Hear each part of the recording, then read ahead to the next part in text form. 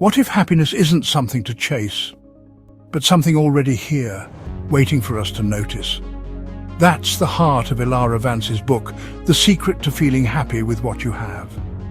The book doesn't offer magic tricks, just a gentle reminder.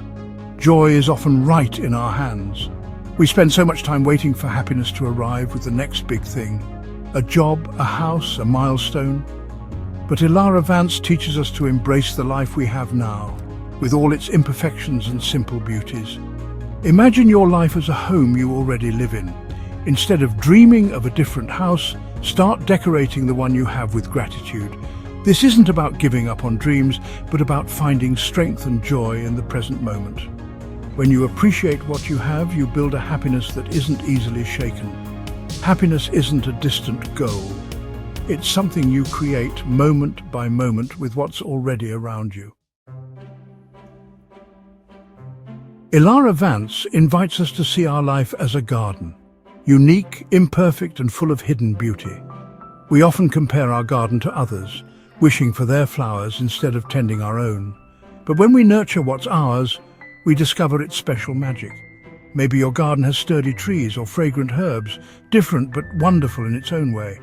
This idea applies everywhere: your job, your home, your relationships. By focusing on what's good in your own life, you build gratitude and peace from within. Start by noticing one small thing in your garden each day: a taste, a smile, a cozy moment. Over time, your life will feel less lacking and more abundant, already blooming with things worth celebrating.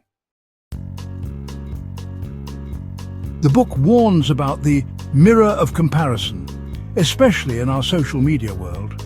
We see everyone's highlight reels and compare them to our own behind-the-scenes struggles.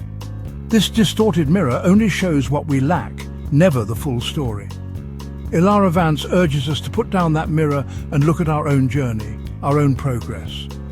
Constant comparison is a race with no finish line, leading only to anxiety and dissatisfaction. When we stop comparing, we can finally celebrate our own victories, big or small. Try this: when you catch yourself comparing, pause and name 3 things you like about yourself or your life. Shifting your focus back to your own path puts happiness back in your hands. Run your own race at your own pace. The book reminds us not to overlook the small joys scattered through our days. We chase big moments, weddings, promotions, dream vacations, and miss the tiny treasures along the way. Imagine hiking to a waterfall. If you only focus on the destination, you miss the wildflowers and birdsong on the trail. Life is the same. The journey is filled with quiet beauty.